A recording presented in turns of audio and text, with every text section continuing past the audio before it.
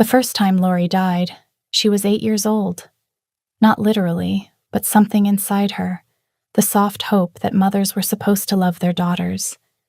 Now, at 23, Lori had learned to read her mother's moods the way sailors read storm clouds. And right now, her mother was a hurricane. What she didn't know was that deep in the forest, a forgotten king was watching her. And when his wolf stirred awake, it did so with a single possessive thought: mine. The herbs slipped from Lori's basket, scattering across the dirt path. She scrambled to gather them before her mother noticed, her hands shaking as she shoved yarrow and feverfew back into the woven container. Too late. Can't even hold a basket properly. Her mother's voice came from the doorway, cold and sharp as winter wind. Your brother would have been strong, capable. But I got you, instead. Lori kept her eyes down. I'm sorry, Mother. I'll be more careful. Constance laughed, bitter. 23 years of sorry, and you're still the same useless girl who killed him. The words landed like they always did, a familiar ache in Lori's chest. Her twin brother had died at birth. Lori had heard the story 1,000 times. Greedy even in the womb, the midwife had said, stealing all the nutrients, all the strength that should have gone to her brother. How if Lori had just been smaller, maybe the boy would have lived. It didn't matter that Lori had been an infant. Constance needed someone to blame, and Lori was all she had left. Get inside. You're making supper tonight, and if you burn it again, you'll sleep outside. Constance turned away, her healer's bag slung over her shoulder. I'm needed in the village. Try not to destroy anything while I'm gone. Lori waited until her mother disappeared down the path before she let herself breathe. Her cheek throbbed where Constance had struck her, and she touched it gently, checking for blood. None. Good. The bruises she could hide under long sleeves and high collars, but blood left scars. She gathered the last of the herbs and stood, brushing dirt from her skirt. That's when she felt it, the prickle of awareness that meant she wasn't alone. Someone was watching her. Lori scanned the tree line, heart hammering. The forest pressed close to their cottage, dense with pine and shadow. Nothing moved, but the feeling persisted, raising goosebumps along her arms. Hello? Her voice came out smaller than she intended. Silence. She hurried inside, bolting the door behind her. Probably just a deer, or her imagination playing tricks. She was always imagining escape routes, different lives, versions of herself that were braver. But she never left. Where would she go? She had no money. Constance controlled every copper in their house. She had no skills beyond cooking and cleaning. And even if she ran, who would believe her stories about the respected village healer? Constance was beloved, generous with her remedies, patient with the sick, always the first to help during difficult births. No one knew what she became behind closed doors. Lori moved through the cottage mechanically, starting supper. Rabbit stew, because Constance preferred meat. She chopped vegetables with practiced efficiency, her mind drifting the way it always did when she worked. To the stories her father used to tell before the fever took him 6 years ago. Tales of kingdoms beyond the mountains, of people who chose their own paths. Foolish dreams for a girl who couldn't even leave her mother's house. Joshua had been watching the girl for 3 days, and his wolf was losing its mind. He'd noticed her the first time by accident, tracking a deer through the forest when he'd caught her scent. Honeysuckle and something earthier, like rain-soaked soil. Human, definitely. His wolf had perked up, curious in a way it hadn't been since his exile. Then he'd seen her, small, red-haired, moving through the trees with a basket on her arm. Pretty in a quiet way that made him think of wildflowers, the kind that grew in harsh conditions and survived anyway. She'd been gathering herbs, humming under her breath, and for a moment she'd looked almost peaceful. Then the older woman had appeared, and everything changed. From the shadows, Joshua watched the older woman, clearly the girl's mother, berate her. The girl shrank inward, shoulders curving like she wanted to disappear. She accepted the verbal lashing without fighting back, without even raised her eyes. His wolf had growled, low and protective. Ours, it insisted. Protect her. Which was insane. Joshua didn't have a mate, didn't want one. He'd left that life behind when his council had exiled him. But his wolf didn't care about logic. It wanted the girl, wanted to tear apart anyone who hurt her, wanted to carry her back to his den and keep her safe. Joshua had nearly turned away that first day. He'd survived 5 years alone by not getting involved, by remembering that caring about people meant watching them suffer when you inevitably failed them. But then he'd return the next day, and the next, telling himself he was just making sure she was all right, that he'd leave once he confirmed she was safe. Except she wasn't safe. He'd watched the mother strike her this morning, a sharp slap that had snapped the girl's head sideways, and something in Joshua's chest had cracked open. He was standing at the edge of the clearing now, debating. He should walk away. This wasn't his problem. She wasn't his responsibility. But his wolf was clawing at him, desperate. And beneath the wolf's instincts, something more human was stirring. Something that recognized her pain because he'd felt it too. The weight of being told you weren't enough, that you'd failed simply by existing. The cottage door opened. The girl emerged with a bucket, heading toward the 20 yards from the house. She moved carefully, like someone who'd learned that drawing attention meant inviting punishment. Joshua made a decision. He stepped from the trees. The girl saw him immediately, freezing mid-step. Her eyes went wide, dark green, he noticed, like moss after rain. For a long moment, they just stared at each other. Before we continue, please take a second to like this video. It tells me you want more stories like this. He knew what she was seeing.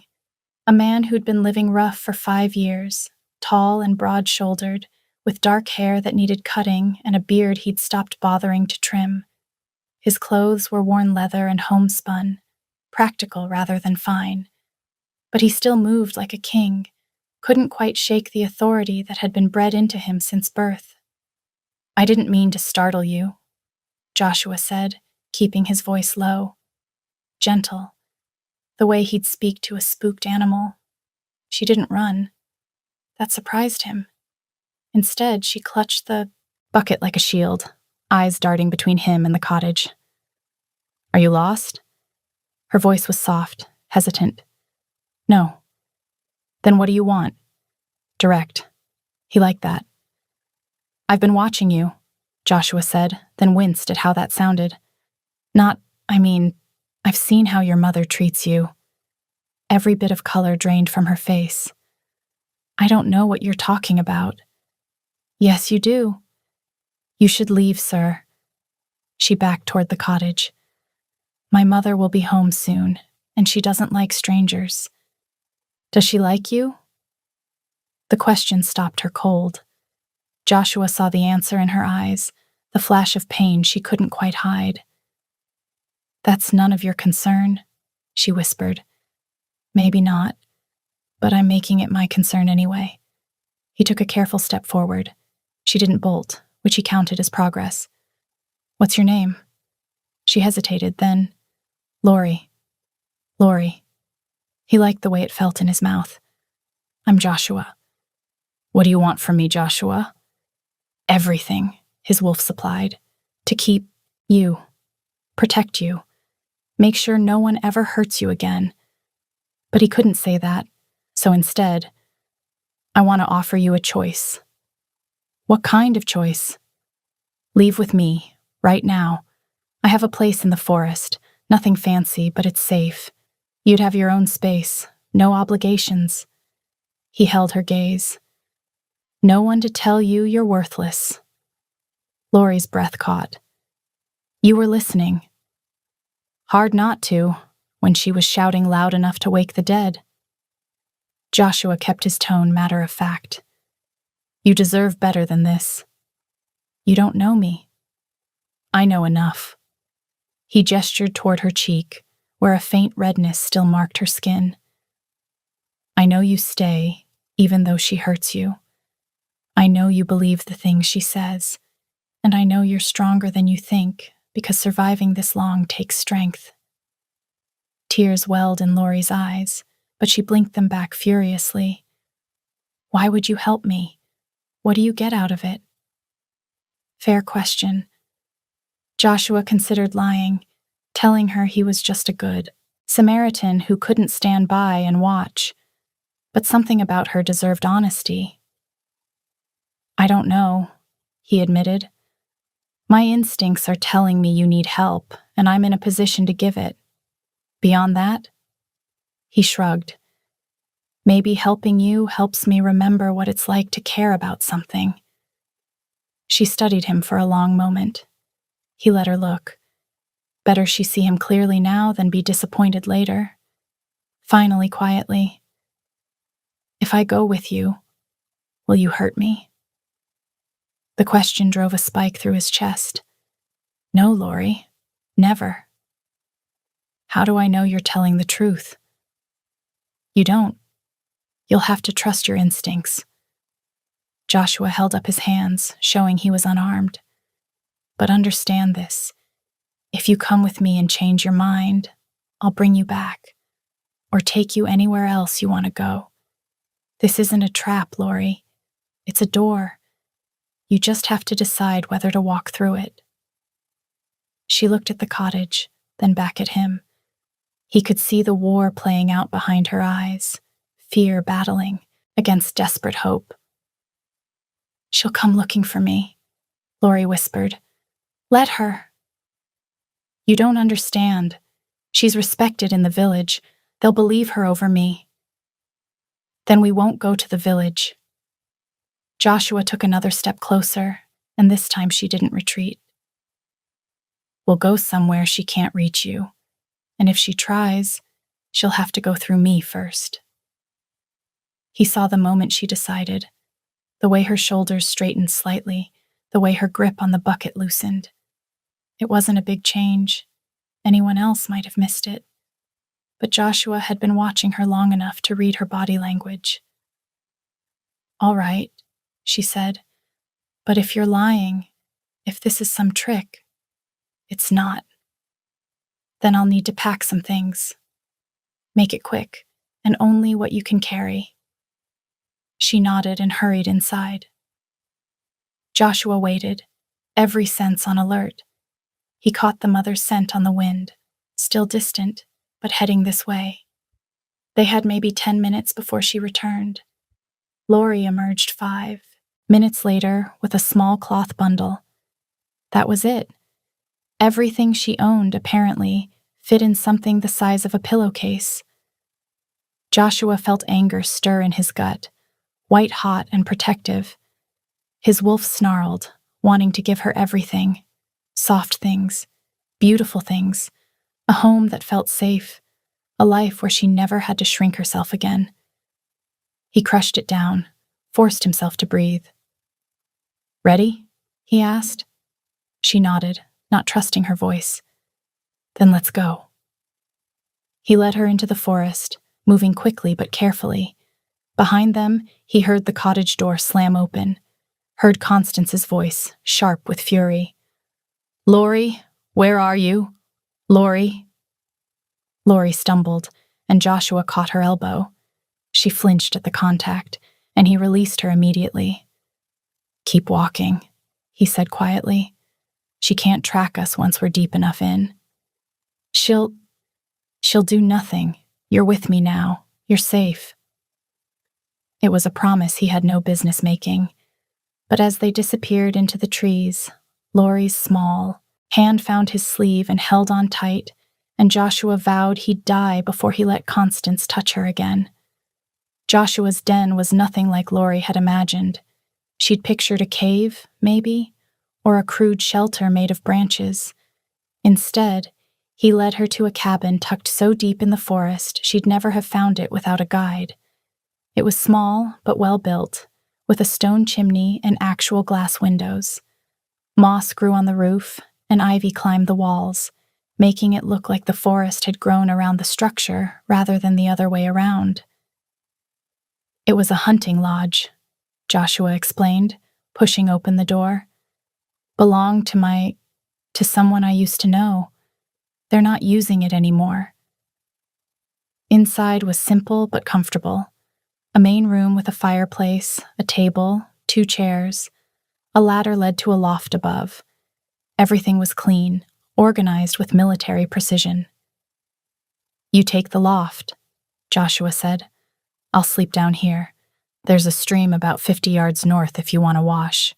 Food's in that trunk. Help yourself to whatever you need." Lori set down her bundle, looking around uncertainly. This felt surreal.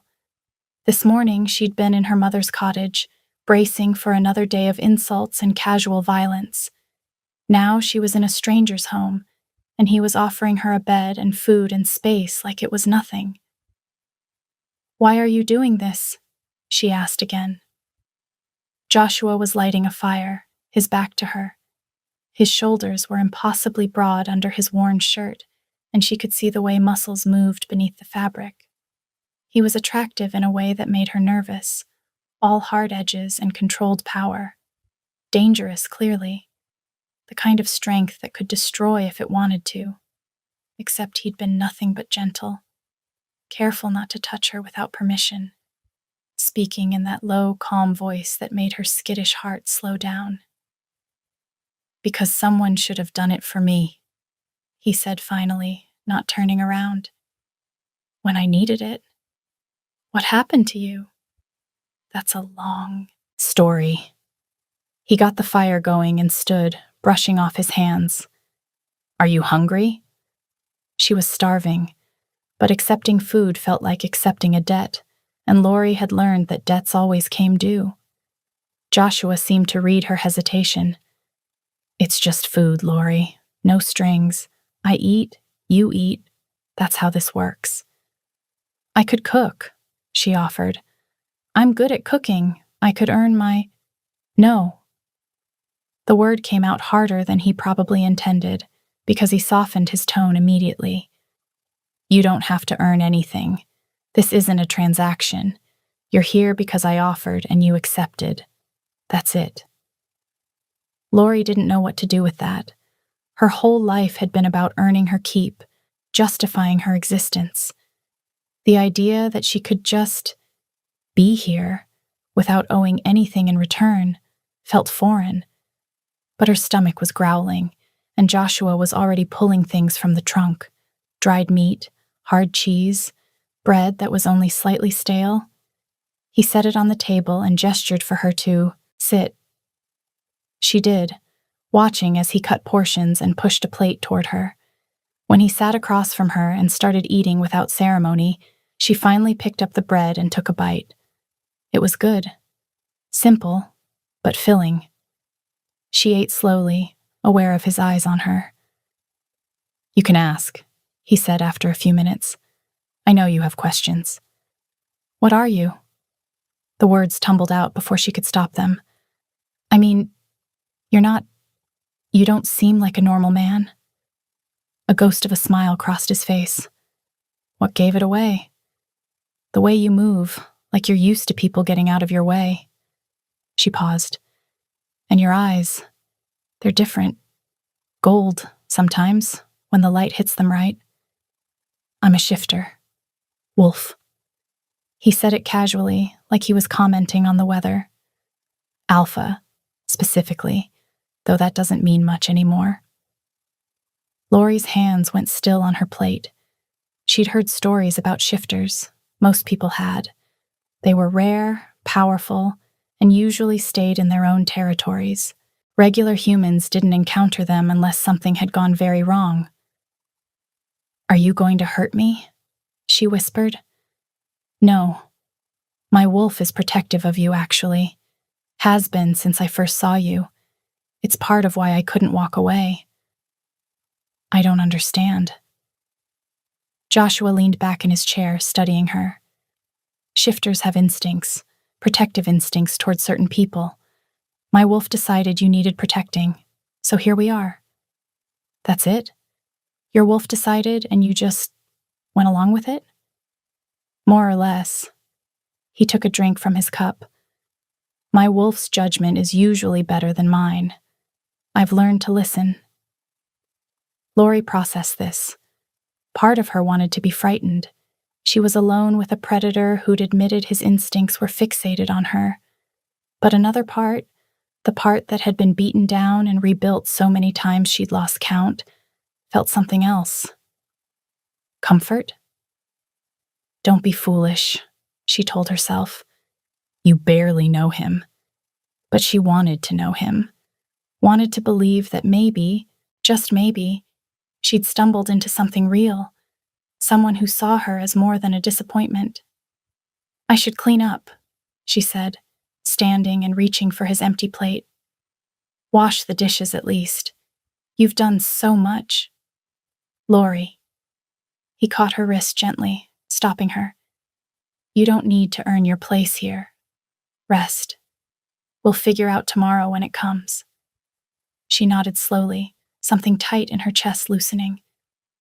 All right.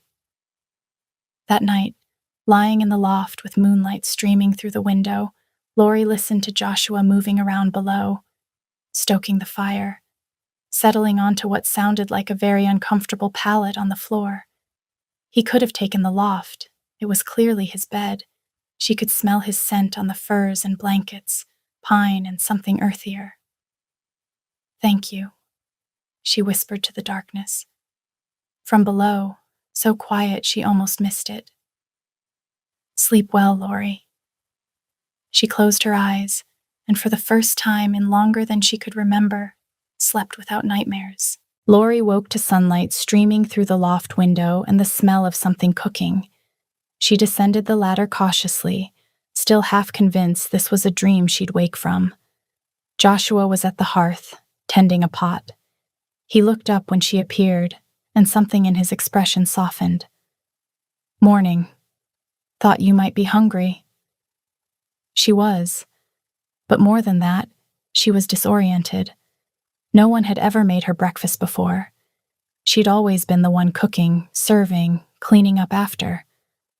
I can do that, she offered, moving toward him. I know you can, but you don't have to. He ladled something into a bowl. Porridge with berries, she realized. Simple but warm. Sit. Eat. Let someone take care of you for once. The words hit her harder than they should have. She sat, accepted the bowl, and ate slowly while Joshua moved around the cabin with easy efficiency. What do you do all day? She asked after a while. Out here alone. Hunt, fish, maintain the cabin, read when I can find books worth reading. He poured himself tea from a battered pot. It's not exciting, but it's peaceful. Or it was. Was. A ghost of a smile crossed his face.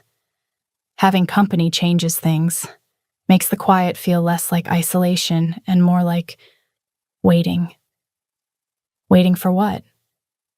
He looked at her then, really looked, his gaze traveling over her face with an intensity that made her skin prickle with awareness. I'm still figuring that out. The air between them felt heavier suddenly. Lori's breath caught, and she saw his eyes darken, drop briefly to her mouth before returning to meet her gaze. Heat crept up her neck, and she had to look away first. The next 2 weeks unfolded in a way Lori had never experienced, gentle and unhurried, like learning to breathe after years of holding her breath. She'd wake to morning light and the sound of Joshua already moving below, and instead of the familiar dread that came with her mother's footsteps, she'd feel something warm unfurl in her chest. Anticipation, maybe. He'd be gone by the time she climbed down, off checking trap lines or hunting, but he always left signs of his care. Firewood stacked by the hearth, fresh water in the bucket. Once, wildflowers in a chipped cup on the table, their petals still wet with dew.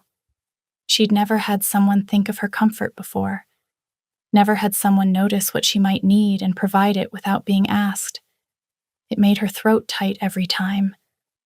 Afternoons became her favorite. They'd share meals at the small table, and Joshua would tell her about the forest, which plants were edible, where the deer liked to graze, how to read weather and the way clouds moved over the mountains.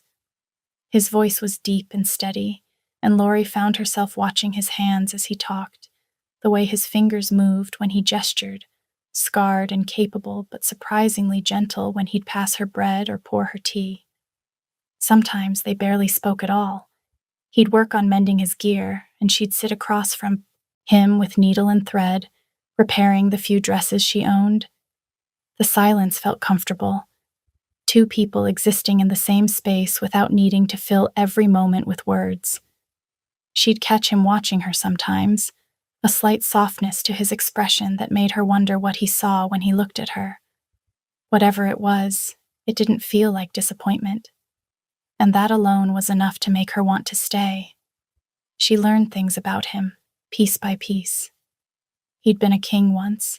She gathered from the way he'd slip and say, "When I ruled," before correcting himself. An alpha king, specifically, though he never explained what that meant beyond the obvious. He'd been exiled 5 years ago for reasons he wouldn't elaborate on, and he'd been alone ever since. "Don't you have family?" she asked one afternoon. "Friends?" "I have a brother, Dmitri. He's—" Joshua paused, something complicated crossing his face. "He's back in the kingdom, made his own choices when I made mine." "Do you miss it? Being king?" "Some days. Mostly I miss having a purpose." He looked at her then, and something in his gaze made her breath catch. "Though recently that's been changing." Lori looked away, flustered. She was growing too comfortable here, too comfortable with him. She'd catch herself watching the way his hands moved when he carved wood, admiring the strength in his shoulders when he hauled water. He was beautiful in a harsh, unpolished way, like the forest itself, all wild edges and barely leashed power. But she wasn't beautiful, wasn't special. She was just a girl who'd survived her mother's hatred, and eventually Joshua would realize she wasn't worth the trouble. Except he kept doing things that suggested otherwise. Like the afternoon he'd found her struggling with a book she'd brought, one of her father's old texts about herbs. She'd been trying to read it, but her father had only taught her basic letters before he died, and most of the words were beyond her. "You want help with that?" Joshua asked, settling beside her at the table. "I can't read very well," she admitted, shame heating her cheeks. "Mother said it was a waste to educate daughters." His jaw tightened. "Your mother was wrong about a lot of things." For the next hour, he walked her through the text, sounding out difficult words and explaining their meanings. His patience had been infinite, never making her feel stupid even when she struggled with the same word multiple times. "See? You're getting it," he said when they finished a chapter. "You're a quick learner, Lori." The casual confidence in his voice, like her intelligence was obvious, not something to question, made something crack open in her chest. She excused herself and climbed to the loft, needing a moment alone. Then she pressed her face into the pillow that still smelled like him and let herself feel it. All the years of being called stupid, worthless, slow. And here was someone who saw her differently. Another evening, she mentioned missing music. Her father used to play a small wooden flute, and she'd loved listening to him practice. Joshua disappeared into the forest and returned an hour later with willow branches, which he spent the next 3 days carving into a simple flute. "It's not perfect," he said, offering it to her, "but it should make sound." She stared at the instrument, at the careful notches he carved, at the smooth finish he sanded into the wood. Joshua, Her voice had cracked. Thank you. He just nodded, looking almost embarrassed. Try it out. Let me know if it needs adjusting. She played it that night, halting, uncertain notes that gradually found a melody. And Joshua sat by the fire, eyes closed, like he was savoring every sound. When she finally lowered the flute, he was watching her with an intensity that made her heart race. These moments accumulated, built something between them that Lori didn't have words for. It wasn't just gratitude, though she was grateful. Wasn't just attraction, though she'd lie awake at night thinking about the way his mouth curved when he almost smiled, or how his voice roughened when he said her name. It was deeper than that, like recognition, like her soul had been searching for something and finally found it in this exiled king who'd saved her for reasons even he didn't fully understand. But she was still human, still the girl her own mother had deemed worthless. And he was an alpha, a king, someone who deserved better than damaged goods. She kept these thoughts to herself, though. And if Joshua suspected, if he saw the way she watched him sometimes, or noticed how she'd started finding excuses to sit closer during meals, he didn't say anything. On the 15th day, a howl shattered their peace. Lori was washing dishes in the stream, hands numb from the cold water, when the sound cut through the forest. Not a wolf. She'd heard wolves before. This was different, deeper, the kind of sound that made every instinct in her body scream run. She abandoned the dishes and scrambled back to the cabin, water still dripping from her hands. Joshua was already outside, his body rigid with tension. Inside, he said. Now. What is it? Scouts. His eyes had gone gold, and she realized his wolf was close to the surface. From my old kingdom. They're searching the forest. Her stomach dropped. Are they looking for you? Probably. He herded her toward the door. Stay inside. Bar it from the inside. If anyone other than me tries to get in. Joshua. Lori. He gripped her shoulders, and for the first time since she'd met him, she saw fear in his eyes. I need you safe. Whatever happens, stay hidden. Promise me. I promise. He held her gaze for one more second, then released her and turned toward the trees. She watched him shift, a ripple of power that transformed man into massive black wolf, and her breath caught.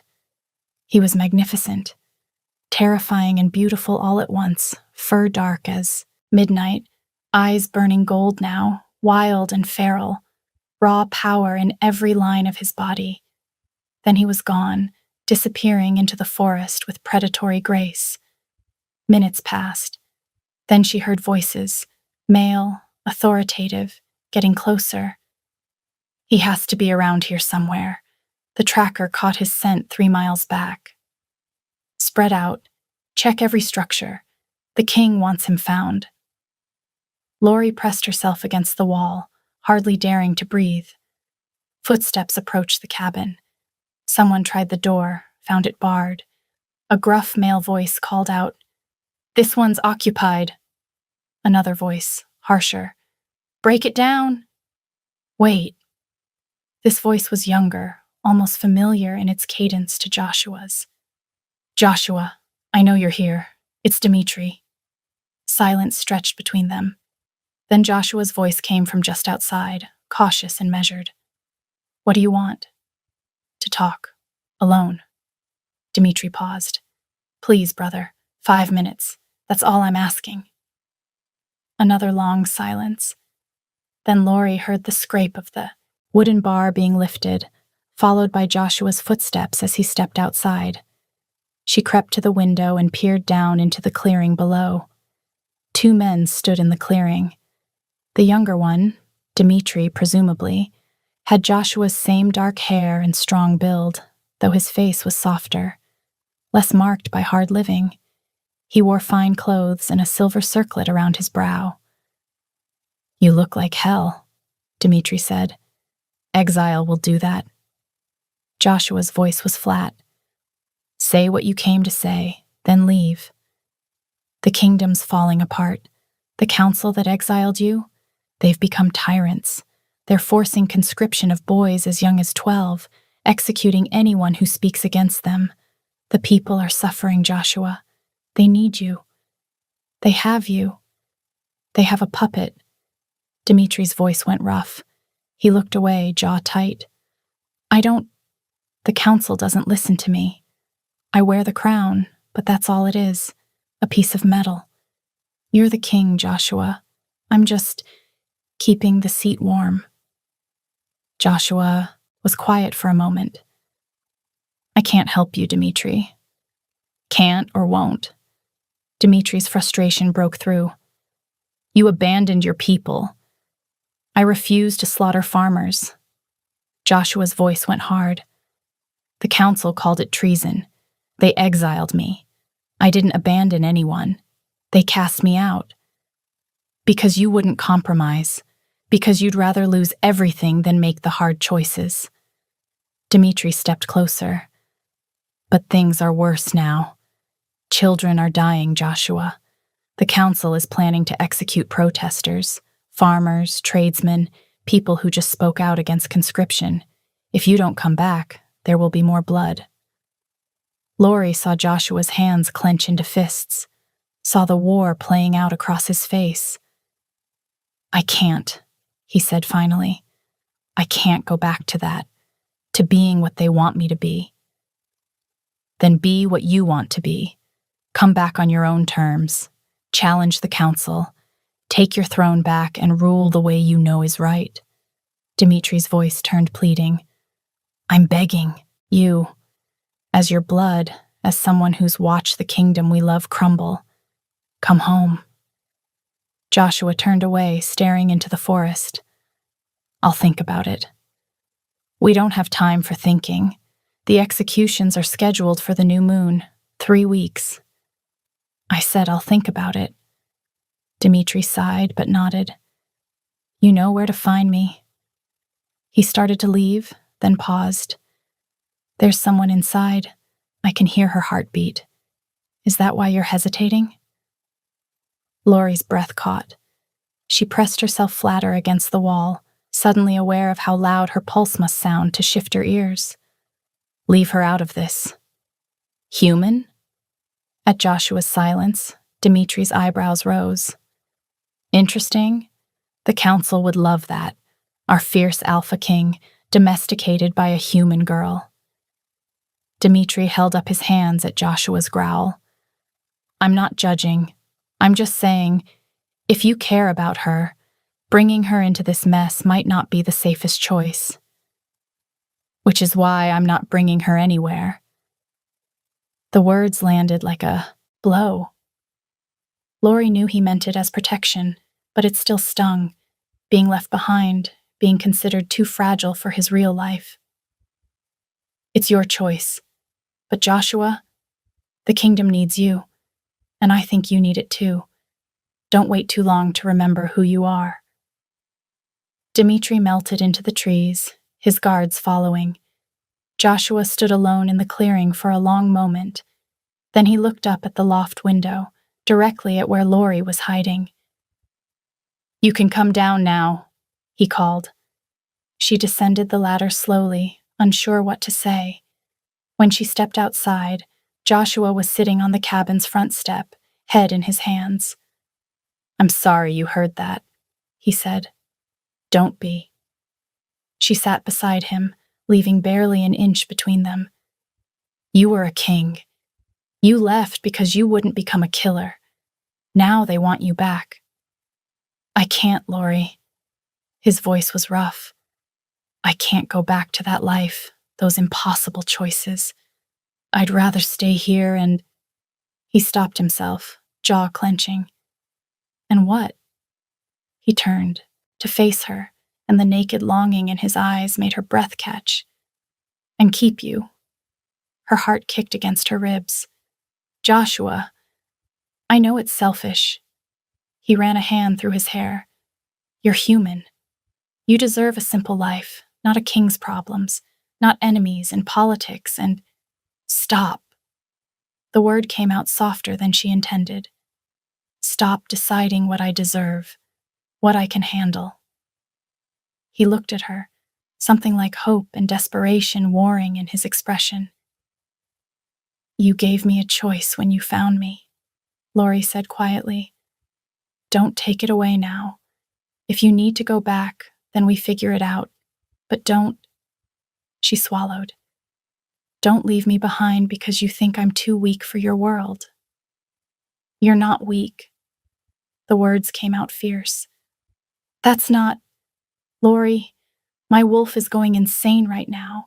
It wants to grab you and run deeper into the forest where no one can find us. It doesn't care about kingdoms or duty or anything except keeping you close. His hands flexed like he was physically restraining himself. And the man in me knows that's not fair to you, that you've barely been free for 2 weeks, and I'm already pulling you into something dangerous. What if I want to be pulled? The boldness of her own words shocked her, but she didn't take them back. Joshua's eyes went molten gold. Don't say things like that unless you mean them. I mean them. Her voice shook slightly, but she held his gaze. I'm scared, but I'm more scared of you walking away and leaving me here wondering what we could have been. Mate. The words seemed to escape him involuntarily. Lori went still. What? He closed his eyes. That's what you are to me. What my wolf recognized the moment I saw you in those woods. I don't understand. It means my wolf chose you, recognized you as the other half of itself. He opened his eyes, and the vulnerability there made her chest ache. Why didn't you tell me this earlier? Because you've spent your whole life having choices taken from you. I wasn't going to add to that. His jaw tightened. I want you to choose me freely, not because biology said you should. I need to know that if you stay, it's because you want to, not because you owe me or because you're scared of being alone. I need it to be real. Lori thought about the past 2 weeks, the way he'd been so careful with her, so patient, making her laugh with dry observations about the local wildlife, teaching her to read without making her feel dumb, carving her a flute because she'd mentioned missing music once. She thought about how alive she felt around him, how for the first time in her life, she wasn't walking on eggshells or bracing for impact. Then she thought about what Dmitri had said. Children dying, people suffering, a kingdom falling apart while its true king hid in the forest with her. You need to go back, she said. Joshua's head snapped up. Go back to your kingdom. Help your people. You know it's the right thing to do. I'm not leaving you. I'm not asking you to leave me. She met his eyes. I'm asking you to let me come with you. Lori, eventually, someone will find us here. And when they do, I'll be the human you're protecting. Easy target, easy leverage. She took a breath. But if I'm your mate, if I become a shifter, I'm not helpless anymore. You don't know what you're asking. Yes, I do. She reached out, took his hand. His skin was warm, calloused. You said you needed to know it was real, that I chose you freely. So I'm choosing. Not because I'm grateful, though I am. She swallowed. But because I look at you and see someone who makes me want to be braver, who sees me as worth something, who gave me my life back and then stepped back to let me decide what to do with it. Lori, Joshua, you care so much about doing the right thing that you'd rather lose your crown than compromise your morals. That's not weakness. She squeezed his hand. Your kingdom needs that. They need you. And you? His voice was rough. What do you need? She thought about it honestly. I need to stop hiding, stop believing my mother's lies about what I'm worth. She met his eyes. And I think I need you. I think I've needed you since the moment you stepped out of those trees and offered me a choice. Joshua pulled her close then, burying his face in her hair. She felt him shaking. If we do this, he said against her hair, there's no going back. The bond is permanent. Good. I'm tired of temporary. He pulled back to look at her, searching her face. Whatever he saw there must have satisfied him, because he nodded slowly.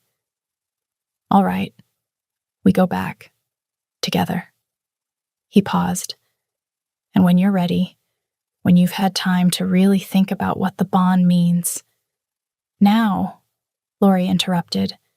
Do it now. You're sure? She'd never been more sure of anything.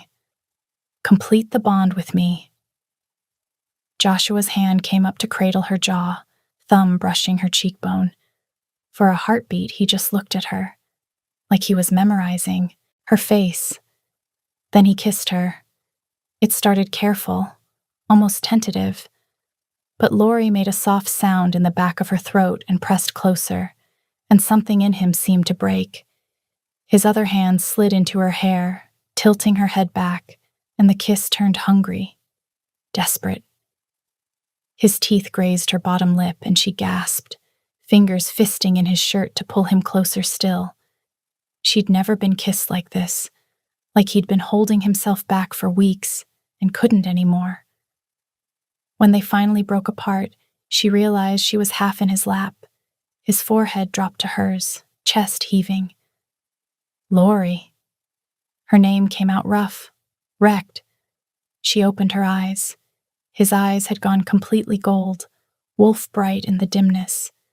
The look in them made heat pool low in her stomach. I need you to be sure, he said. Once I start, I won't be able to stop. She could feel his heart pounding against her palm, could see the tension in every line of his body, still holding back, still giving her the choice. I'm sure, she whispered. The bond will hurt, he warned. My wolf will mark you. It's not gentle. I trust you. He kissed her again, and this time she felt power rise between them, hot and electric, making her skin prickle. His hands tangled in her hair, tilted her head to expose her throat. Every muscle in her body went taut, but Lori held still, held steady, trusting him. She felt his teeth against her pulse point, sharp and sure. The pressure increased, then broke skin. The pain was bright and immediate, stealing her breath. But before she could process it, something else crashed through her. Heat. Power. A presence that wasn't hers flooding into the spaces between her heartbeats. It felt like lightning in her veins. Her back arched involuntarily. Joshua's arm tightened around her waist, holding her against him as the bond took hold.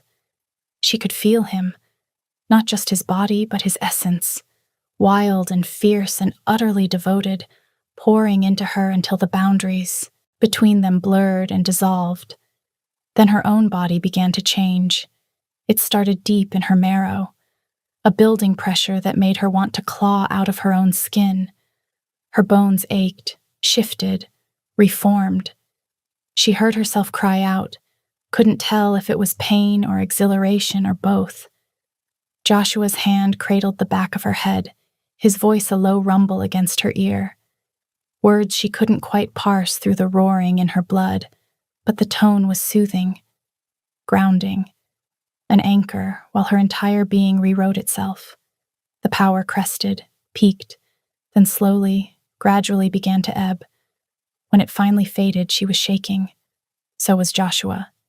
He held her carefully, pressing kisses to her hair, her temple, the mark he'd left on her throat. Are you all right? His voice was hoarse. Lori took inventory.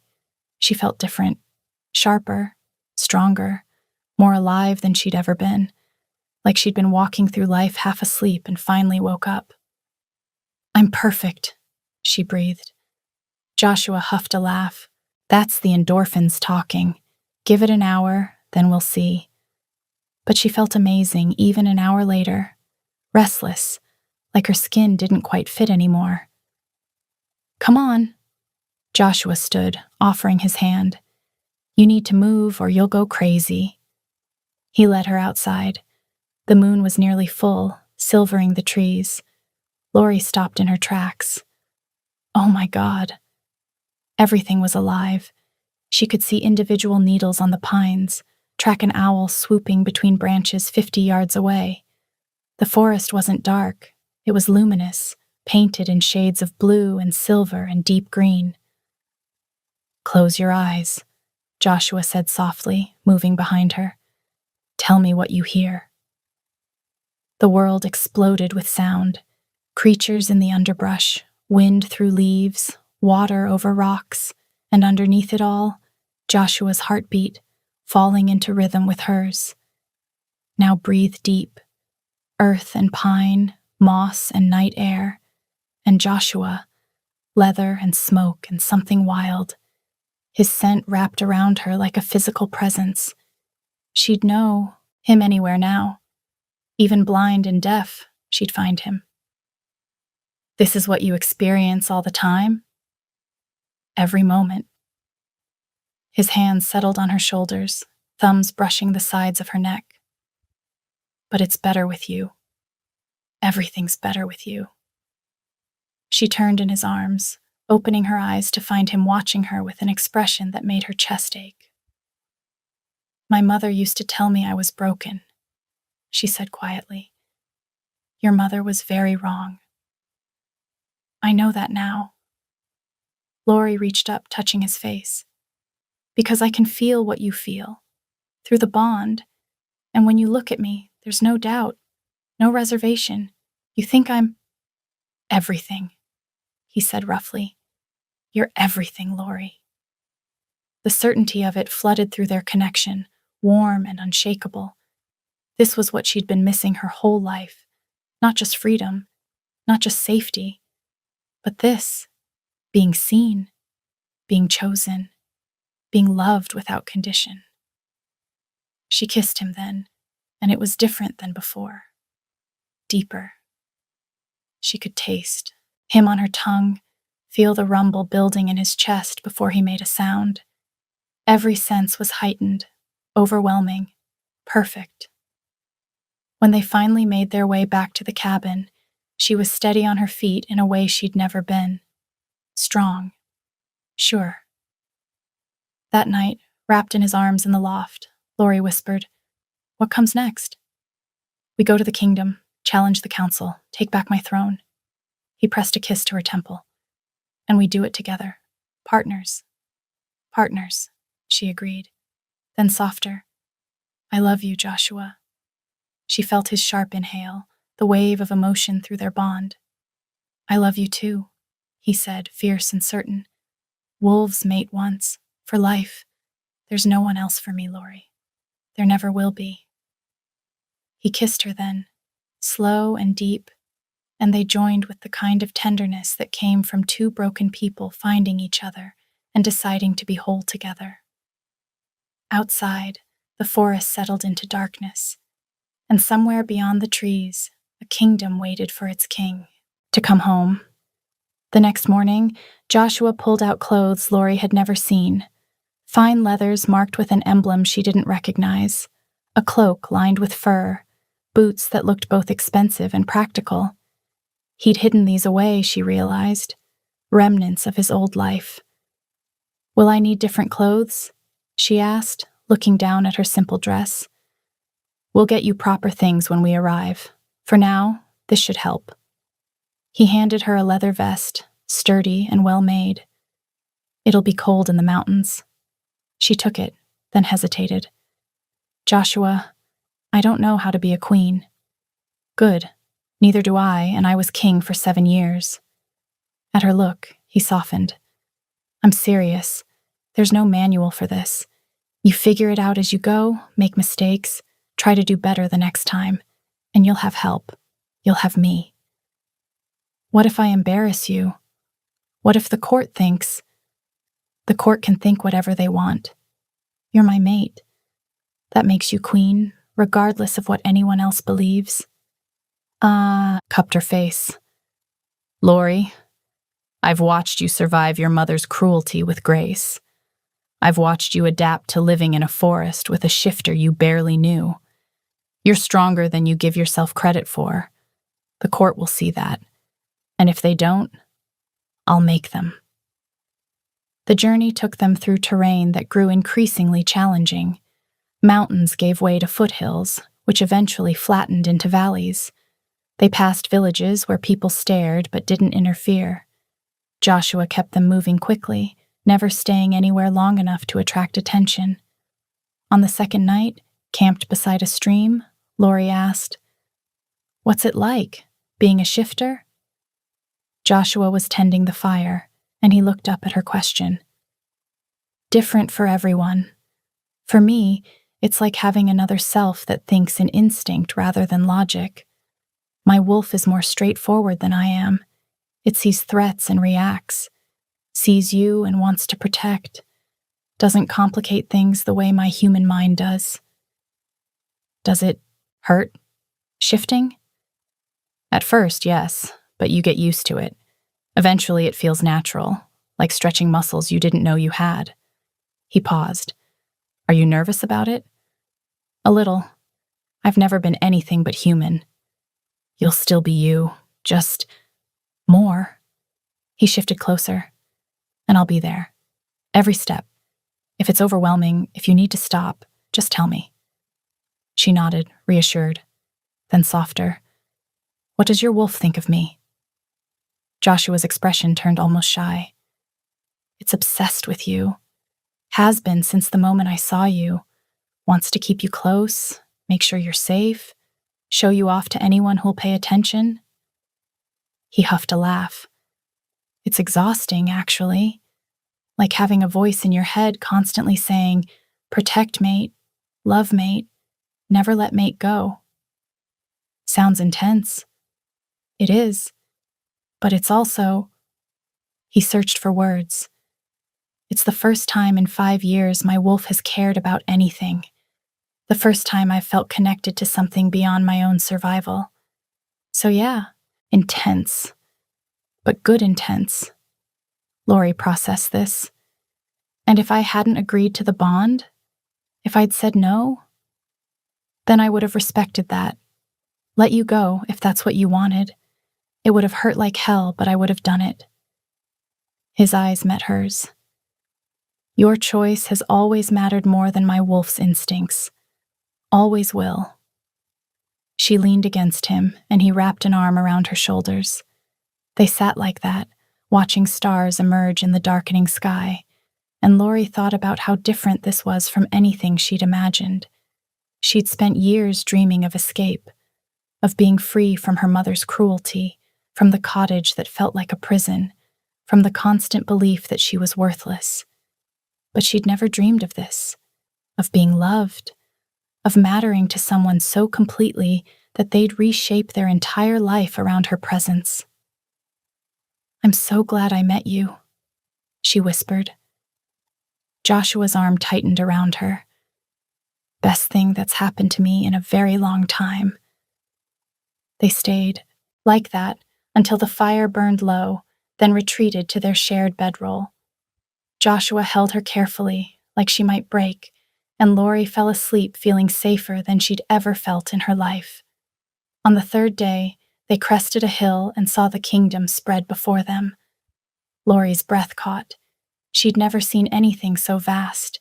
Buildings stretching to the horizon, walls rising impossibly high, the castle at the center dominating everything. "It's enormous," she breathed. "Wait until you see it up close." Joshua's voice held equal parts pride and pain. "I grew up in that castle. Every stone, every corridor, I know it all. Leaving felt like cutting off a limb. Coming back feels like—" He trailed off. "Like coming home? Like walking into a fight I'm not sure I can win." He looked at her. "Last chance to change your mind. We could turn around right now. Go back to the cabin. Live quietly. You wouldn't have to deal with court politics or councils or any of this. Lori considered it. Part of her wanted exactly that. The simplicity of the cabin, just the two of them, no expectations or danger. But a larger part recognized what was at stake. Those children Dmitri mentioned, the ones being forced into conscription, they're someone's sons, someone's brothers. She met his eyes. We can't save everyone, but we can save some, and that matters. A smile broke across Joshua's face, genuine and unguarded in a way she'd never seen. She caught the flash of his sharp canines, and something in her chest responded with a purr, her own wolf, recognizing its mate. "How did I get so lucky?" he asked. "You stepped out of the trees when you could have walked away. You gave me a choice when you could have taken." She squeezed his hand. "That's not luck, Joshua. That's who you are." He kissed her then, and she felt the scrape of those sharp teeth against her lip, felt her wolf surge in response, pleased, possessive. When they broke apart, his eyes were molten gold. "All right," he said. "Let's go reclaim a kingdom." The capital sprawled across a valley, all stone buildings and cobbled streets, with a massive castle rising from the center like a crown. Lori had never seen anything like it. Thousands of people lived here, more than she'd known existed. But as they descended from the forest road, she saw the signs of decay. Buildings with broken windows, streets lined with beggars, guards on every corner, watching the citizens with cold eyes. "It wasn't like this before," Joshua said quietly beside her. His jaw was tight, hands flexing at his sides. "When I left, people laughed in the streets. Now they look afraid," Lori finished. Dmitri met them at the city gates, his relief palpable. "You came. Let's not pretend it was an easy choice." Joshua's hand found Lori's, threaded their fingers together. "This is Lori, my mate." Dimitri's eyebrows rose. "You bonded her." "I did. The council won't like it." "The council can answer to my wolf." Joshua's voice went hard. "Now take us to them. Time we had a conversation about how things are going to change." The council chamber was exactly what Lori had imagined. All dark wood and high ceilings, with 7 men seated at a curved table. They looked up when Joshua entered, and several went pale. "Your Majesty," one said, recovering quickly, "we heard rumors of your return." "I'm sure you did." Joshua moved to the center of the room, radiating authority. Lori stayed close, feeling eyes on her, assessing, calculating. "I'm reclaiming my throne, effective immediately." "You were exiled for refusing to kill farmers whose only crime was protecting their children. You called it treason. I call it having a conscience." Joshua's eyes swept the table. "But that's over now. I'm back, and things are going to change. You can't simply waltz in here and— I can, actually. I'm the Alpha King. You serve at my pleasure, and right now I'm not particularly pleased." He pulled a folded document from his coat. "This is a list of reforms. You'll implement them immediately. Release the prisoners scheduled for execution. End the forced conscription. Reduce taxes on the lower districts." He set the document on the table. "Any questions?" Silence. Then one councilman, older, with calculating eyes, leaned forward. "And if we refuse? Then I'll remove you, all of you. Install people who remember what service actually means." Joshua's smile was sharp. "Don't test me, Corvus. I'm not the same king who left 5 years ago. I've learned what happens when good men try to compromise with corruption. It doesn't end well for the corruption." Corvus stood slowly, and now the other council members followed his lead. "I think not, Your Majesty. You abandoned your throne. The kingdom moved on without you." "Moved on?" Joshua's voice went dangerously soft. Is that what you call starving your people? Conscripting children? We call it survival. The northern territories were encroaching. We needed soldiers. You needed power. Joshua took a step forward, and Lori felt the temperature in the room drop. And you got comfortable wearing it while I was gone. Corvus smiled, cold and calculating. Perhaps, but comfort aside, you have no authority here. Not anymore. He gestured to the guards stationed at the doors. Captain Aldrich, please escort the former king from... The guards didn't move. Lori watched their eyes dart between Corvus and Joshua, uncertainty written across their faces. Captain Aldrich served under me for 12 years, Joshua said quietly, as did every guard in this castle. They remember who I am, who I was to this kingdom before you decided farmers' lives were worth less than your pride. Corvus's jaw tightened. Your sentimentality is exactly why the council had to take control. You were weak. The change rippled through Joshua like summer lightning. His eyes flared pure gold, bright enough to cast shadows. The air around him shimmered with heat, and Lori felt his wolf rise to the surface, not a full shift, but close enough. His canines elongated, sharp and deadly. Claws sprouted from his fingertips, dark and curved. The sheer presence of his power pressed against the room like a physical weight, making it hard to breathe. Every council member stepped back. Even Corvus went pale. Weak. The word came out layered, Joshua's voice and something deeper, more primal underneath it. His wolf, speaking through him. You want to see weak, Corvus? Keep talking. The threat hung in the air. Lori's own wolf responded to his display, recognizing the alpha's dominance, wanting to bare her throat in submission. She fought the instinct, staying upright beside him. One of the younger council members, a man whose name she didn't know, actually dropped to one knee. Your Majesty, please. We never meant... You meant exactly what you did. Joshua's power filled the room, wild and barely leashed.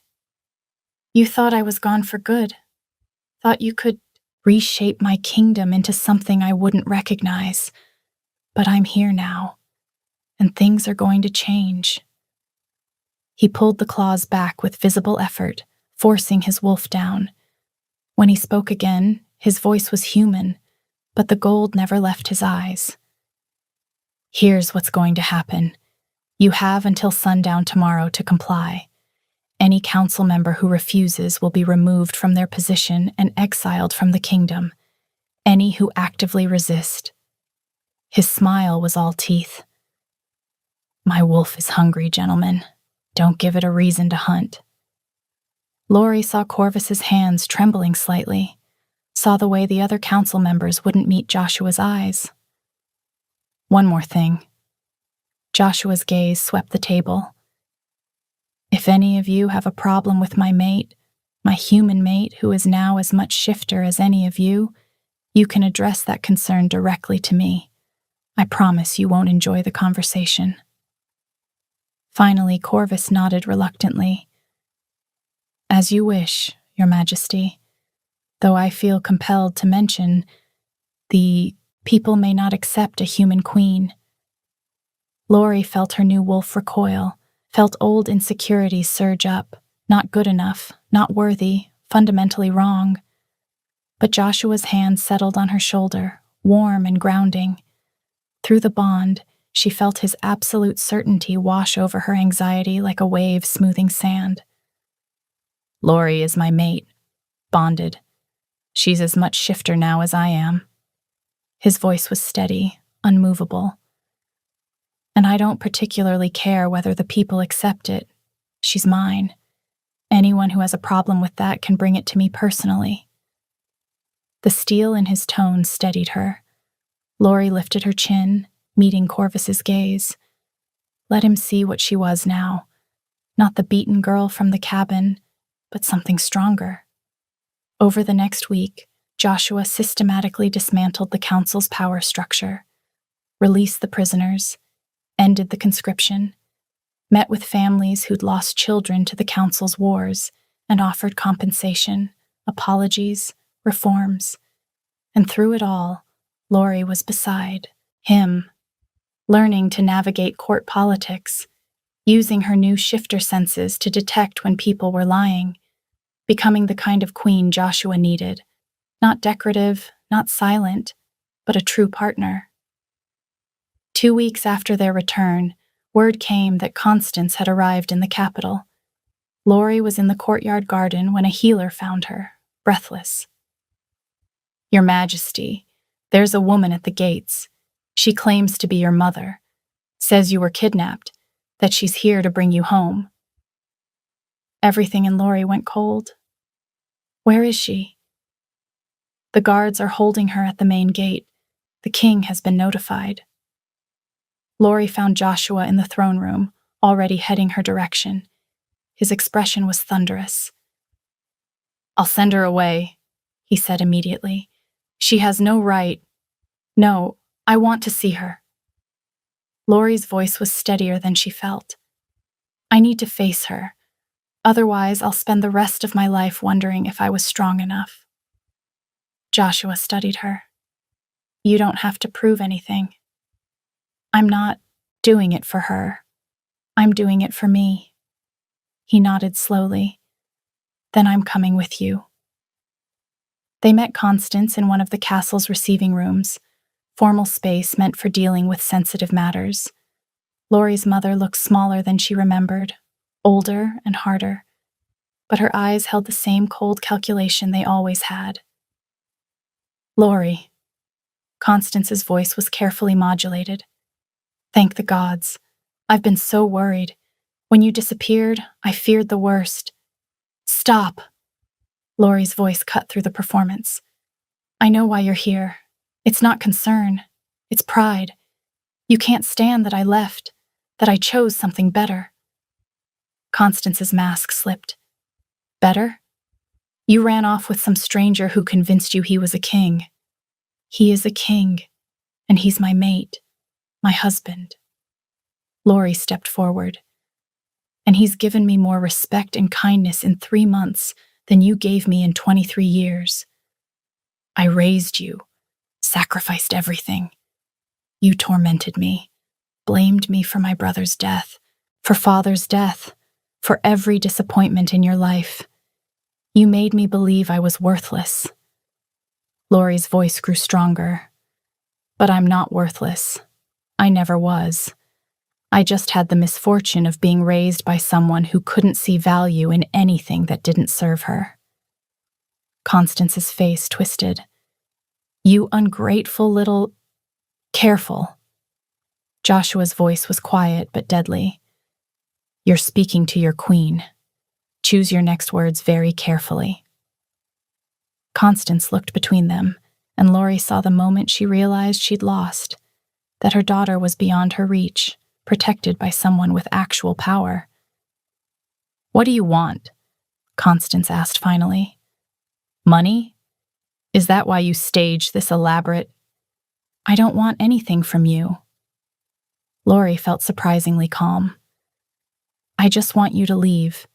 Go back to your village, live your life. But understand this, you have no power over me anymore, no claim. If you spread lies about me being kidnapped, you'll be arrested. If you try to contact me again, you'll be expelled from the kingdom entirely. This is mercy, Mother.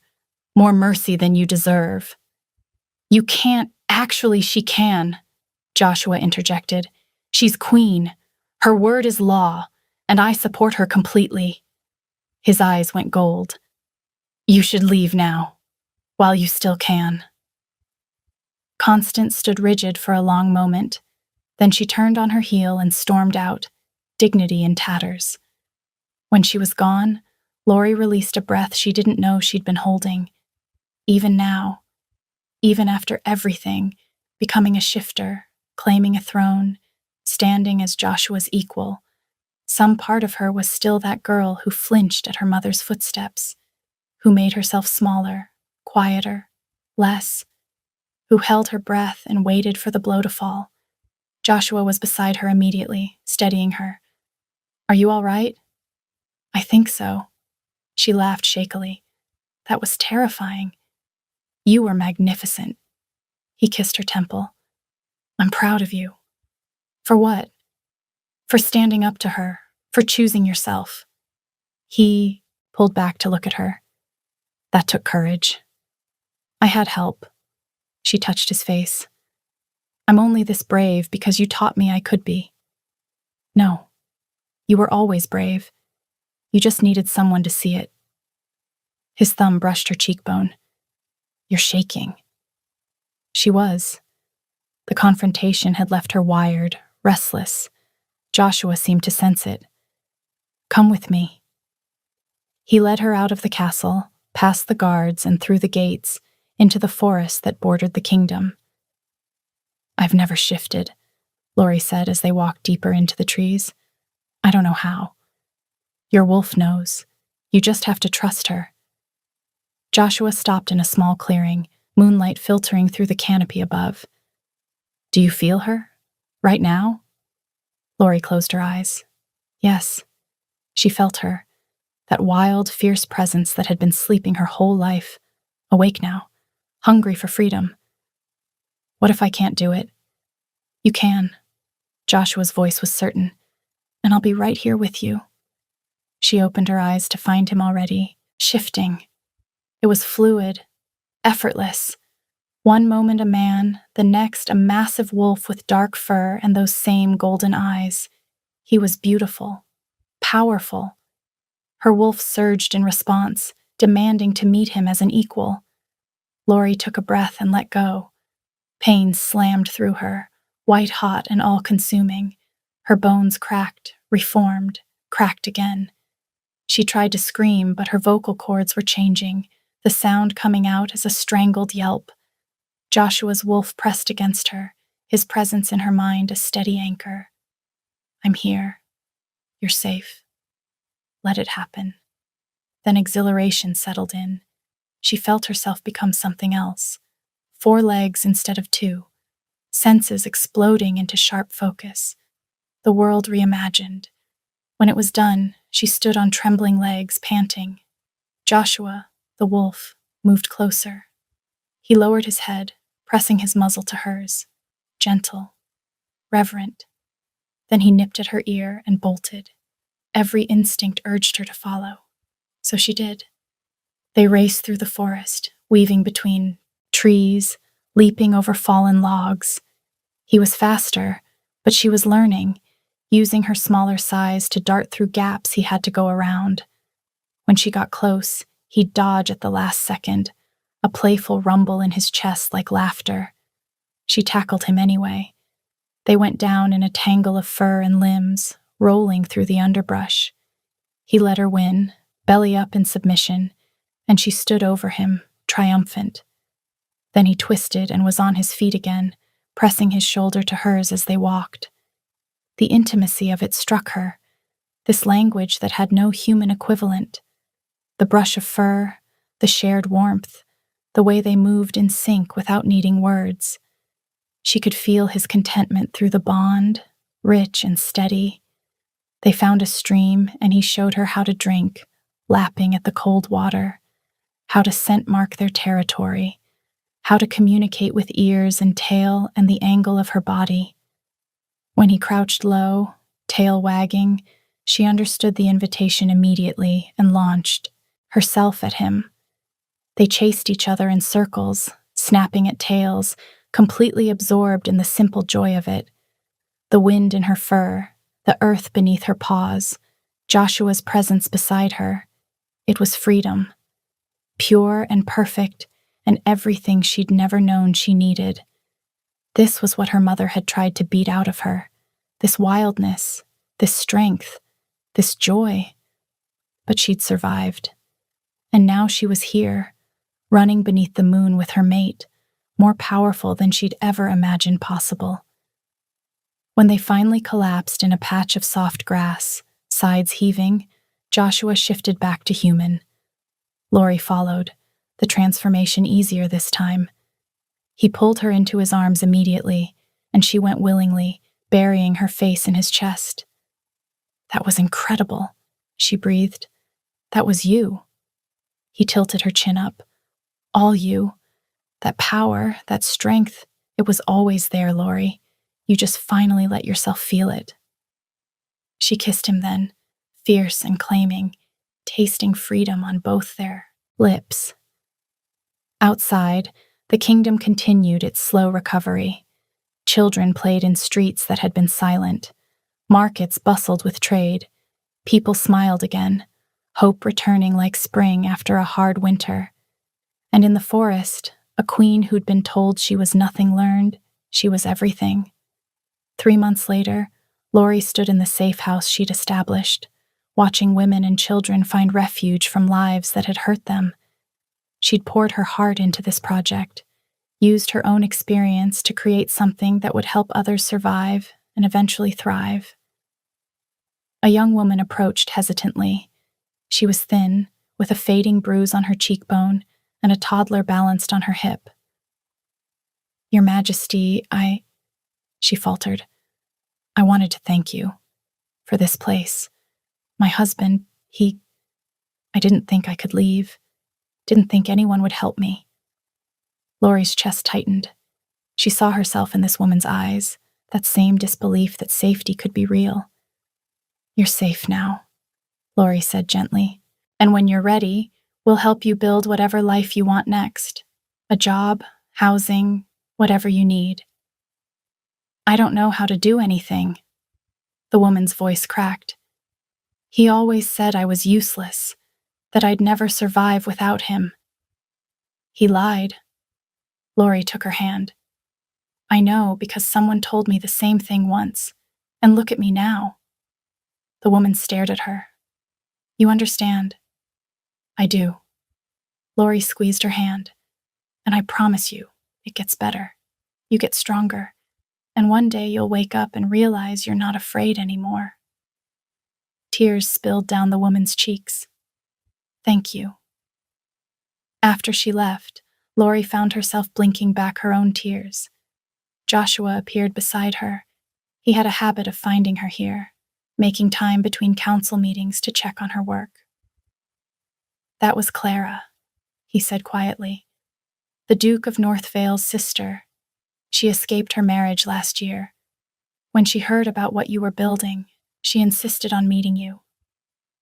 Lori's breath caught. "She's a noblewoman?" "She's a survivor, like you." He pulled her close. "She wants to fund an expansion. Her brother's backing it. They want safe houses in every major city." "Really? Really?" He kissed her temple. "You're changing this kingdom, Lori, one person at a time." She leaned against him, overwhelmed.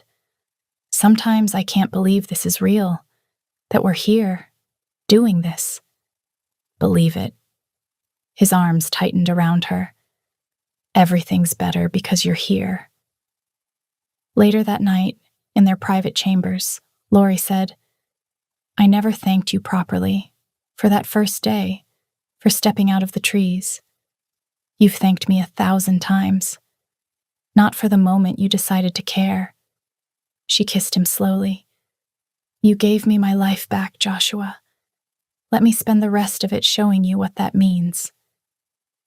He kissed her then with the kind of reverence that came from truly seeing someone, all their scars and strengths and everything in between, and loving them not, despite those things, but because of them. Afterward, wrapped in each other, Lori thought about the girl she'd been, the one who couldn't imagine being loved, who'd believed every cruel word her mother had ever spoken. That girl was gone. In her place was a queen who'd learned she was worth saving. And beside her was a king who'd reminded her that sometimes the bravest thing you can do is let yourself be loved. They fell asleep tangled together, and for the first time in her life, Lori didn't dream about escape because she was already free. Outside, the kingdom settled into darkness, And somewhere in a distant village, a bitter woman lived with her choices, while the daughter she'd underestimated ruled a kingdom with grace and strength. Justice, Lori thought drowsily, didn't always look like revenge. Sometimes it looked like building something beautiful from the ruins of your past. And sometimes it looked like love. Where are you listening from? Let's meet in the comments. I love hearing your thoughts. And if you'd like to support me, please subscribe. It's free, and it helps more people hear these stories.